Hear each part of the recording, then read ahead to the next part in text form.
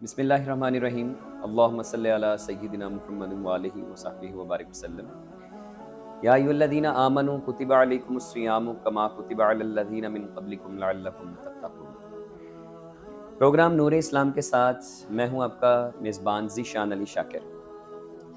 ناظرین، last time ہم نے فضائل رمضان پر جو ہے وہ ایک گفتگو کا آغاز کیا تھا، اور ہم نے اس میں ملٹیپل کوسچنز جو تھے ان پر جو ہے ہم نے ایک ڈسکشن جو ہے وہ کی تھی۔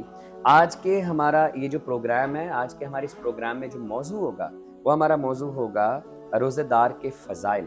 ایک جو روزہ دار ہوتا ہے وہ کون کون سی فضیلتیں اس کو جو ہے وہ حاصل ہیں، کن کن تک کس طرح سے وہ اپنے ان فضائل کو جو ہے وہ حاصل کر سکتا ہے۔ وہ ہمارے ساتھ اس موضوع پر گفتگو کرنے کے لیے کنز الایمان کالج کے ناظم اعلیٰ پروفیسر مفتی عامر سجاد سیفی صاحب موجود ہیں۔ السلام علیکم۔ وعلیکم السلام ورحمۃ اللہ وبرکاتہ۔ اچھا پروفیسر صاحب، مجھے بتائیے گا کہ وہ فضائل کون سے ہیں جو صرف ایک روزہ دار کو ہی جو وہ حاصل ہیں اور کسی کو حاصل نہیں؟ روزہ دار کے فضائل ایسے ہیں کہ وہ ختم ہونے والے نہیں۔ جی جی۔ روزہ دار جس کے لیے اس کا جوتا، اس کا لباس، اس کا بستر، حاملین عرش، فرشتے، دنیا کی مخلوق، زمین کی مخلوق، وہ سارے کے سارے اس کی مغفرت کے لیے دعائے خیر کر رہے ہوتے ہیں۔ یہ بہت بڑی فضیلت ہے جو غیر روزہ دار کو یہ میسر نہیں آتی۔ جی۔ جب روزہ دار روزہ رکھتا ہے اللہ رب العزت کی ارضاء کے لیے، تو نبی پاک علیہ السلام نے ارشاد فرمایا من صام رمضان ایمانا و احتسابا غفر له ما تقدم من ذنبہ، اس کی زندگی کے سارے گناہ جو پچھلے ہیں وہ اللہ رب العزت ان کو بخش دیتا ہے۔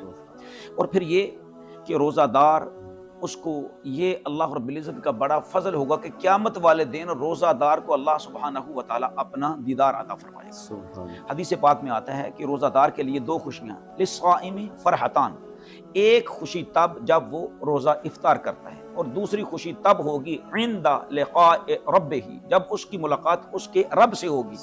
تو اجر کیا ہوگا کہ اللہ رب العزت باقی تمام چیزوں کا اجر عطا فرماتا ہے، ٹھیک ہے، نیکیوں کا اجر ثواب جو ہے نا وہ اللہ تعالیٰ بڑھا دیتا۔ اللہ فرماتا ہے سوائے رمضان کے، کیوں؟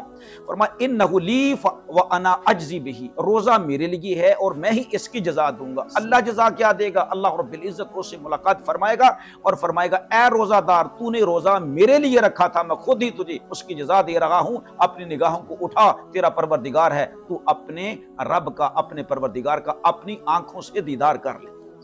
یہ روزہ دار کے لیے بہت بڑی فضیلت ہے۔ یعنی روزہ دار کی جو حقیقی جزا ہے وہ خود حقیقی اللہ رب جزا جو ہے العزت۔ وہ اللہ رب العزت کا دیدار ہے۔ اچھا مفتی صاحب، سارے اعمال کا اجر جو ہے وہ فرشتے لکھتے ہیں، ایون حج کرتا ہے انسان، نماز پڑھتا ہے، زکوٰۃ دیتا ہے، لیکن رمضان المبارک کے اجر کے حوالے سے آپ جو ہے وہ کیا فرماتے ہیں؟ کہ یہ بھی فرشتے ہی لکھتے ہیں یا؟ نہیں، فرشتے لکھتے ہیں۔ جی جی۔ مثال کے طور پر اگر غیر رمضان میں کسی نے نیکی کی ہے، ان کو بھی اللہ رب العزت ان نیکیوں کو بڑھاتا ہے۔ ٹھیک۔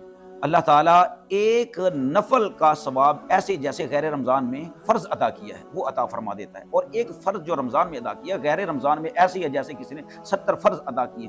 لیکن یہ کہ فرشتے نہیں لکھتے، وہ کیا چیز نہیں لکھتے؟ وہ خاص اجر ہے جو اللہ رب العزت عطا فرمائے گا، جو میں نے عرض کیا ہے کہ انہ لی وانا اجزی بہ، کہ روزے دار نے میرے لیے رکھا ہے، میرے لیے رکھا ہے، اس کی خاص جزا جو ہے وہ میں ہی عطا فرماؤں گا۔ سبحان اللہ۔ اچھا مفتی صاحب، نبی کریم صلی اللہ علیہ وسلم کا رمضان المبارک میں جو طرز عمل رہا اس کے حوالے سے آپ کچھ ارشاد فرمائیں۔ نبی پاک صلی اللہ تعالیٰ علیہ وآلہ وسلم کا طرز عمل کیا ہے کہ آپ صلی اللہ علیہ وسلم رمضان کے لیے کمر باندھ لیا کرتے تھے۔ مراد کیا کہ آپ صلی اللہ علیہ وسلم استقبال رمضان والہانہ شان سے اپنی شان کے مطابق فرمایا کرتے تھے۔ نبی پاک صلی اللہ علیہ وسلم رمضان آنے سے پہلے ہی تیاری فرما لیتے تھے، اور سب سے زیادہ غیر رمضان میں جو آپ روزہ رکھتے تھے وہ شعبان کا مہینہ ہوتا تھا، اور یہ صحابہ کو بھی درس تھا اور قیامت تک کے لیے مومنین کے لیے بھی درس ہے کہ رمضان کا استقبال یوں کرو کہ پہلے سے تم روزہ رکھنا شروع کر دو۔ اس لیے بعض حدیث مبارکہ میں آتا ہے کہ ام المومنین فرماتی ہیں کہ سارے روزے شعبان معظم کے نبی پاک صلی اللہ علیہ وسلم رکھتے تھے، اگر کم رکھتے تھے تو آدھے یا آدھ سے زیادہ نبی پاک علیہ السلام ضرور رکھتے تھے۔ اور نبی پاک علیہ السلام کثرت سے استغفار فرمایا کرتے تھے، اور آپ کی استغفار ہمارے لیے استغفار ہے، مومنین کے لیے استغفار ہے۔ اور ام المومنین عائشہ صدیقہ رضی اللہ تعالیٰ عنہ فرماتی ہے کہ جب رمضان کا مہینہ آتا تو ایسے نبی پاک علیہ السلام کی سخاوت کو دیکھتے جس طرح کہ تیز طوفانی آندھی جو ہے وہ آتی ہے، ایسے یوں نبی پاک علیہ السلام سارا مال اللہ رب العزت کی راہ میں قربان کیا کرتے تھے، مساکین کو، غریبوں کو، سب کو لٹایا کرتے تھے، اور نبی پاک صلی اللہ علیہ وسلم ترغیب بھی دیا کرتے تھے، اور نبی پاک علیہ السلام بہت زیادہ کثرت سے نوافل ادا کرتے تھے۔ یہی وجہ ہے کہ ہمیں چاہیے کہ رمضان کے آنے سے پہلے ہم تیاری کر لیں رمضان المبارک کے مہینے، اور رمضان المبارک کا مہینہ خاص ہونا چاہیے اس لحاظ سے بھی کثرت سے عبادت کی جائے اور کثرت سے قرآن پاک جو ہے وہ پڑھا جائے۔ جی بے شک۔ اچھا جی مفتی صاحب، میرا لاسٹ کوسچن جو آپ سے ہے وہ یہ کہ ہمیں رمضان المبارک کیسے گزارنا چاہیے؟ ہمارا طرز عمل جو ہے وہ اب کیا ہونا چاہیے؟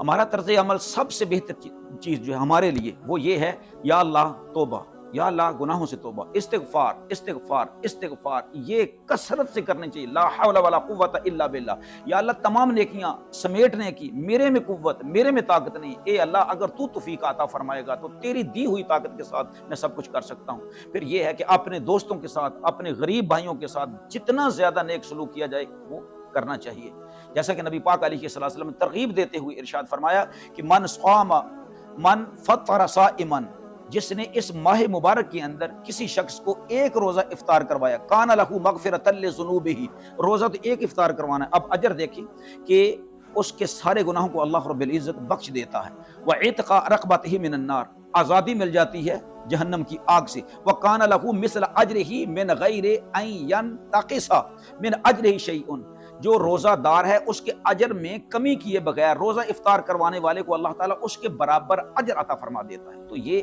ہمیں بتایا گیا ہے کہ تم نے رمضان کس طرح گزارنا ہے۔ جی دونوں کا جو افطار کروا رہا ہے اور جو روزہ رکھ رہا ہے ان کے اجر میں کوئی کمی نہیں کی جاتی، اور اس کو 3 اجر ہیں، جو روزہ افطار کروا رہا ہے اس کے لیے 3 اجر ہیں۔ اور پھر یہ ضروری نہیں ہے کہ بہت بڑا اہتمام کیا جائے، نہیں، نبی پاک علیہ السلام نے ارشاد فرمایا کھجور کا ایک ٹکڑا، یہ ایک کھجور جس نے اس سے کسی کا افطار کروا دیا، نہیں توفیق ہے، بہت غریب ہے، تو وہ پانی کا سادہ ایک گلاس جو ہے نا وہ پیش کر سکتا ہے، اور اگر اتنا بھی نہیں ہے تو دودھ کا ایک گھونٹ جو ہے نا وہ کسی کو پلا کر روزہ افطار کروائے، تو یہ تینوں اجر اس غریب کے لیے بھی اللہ رب العزت نے رکھے ہوئے، یہ کوئی مشکل نہیں ہے۔ لہٰذا یہ کیا ہے، مواسات ہے، آپس میں اخوت ہے، بھائی چارہ ہے، انسانیت کی قدر ہے، یہ درس دیا گیا ہے۔ امیر جو ہے نا وہ اپنی حیثیت کے مطابق جو ہے نا غریبوں سے نیک سلوک کرے۔ اس رمضان کے اندر کثرت سے قرآن پاک پڑھا جائے، نوافل بہت زیادہ ادا کیے جائیں، ایک لمحہ بھی ضائع نہ کیا جائے، اللہ رب العزت کی عبادت میں گزارا جائے، یا جیسے کہ سونا ہے تو سونا بھی، وہ سو رہا ہے لیکن وہ بھی عبادت ہے، اگر سنت کے مطابق سویا ہے، روزہ تھا۔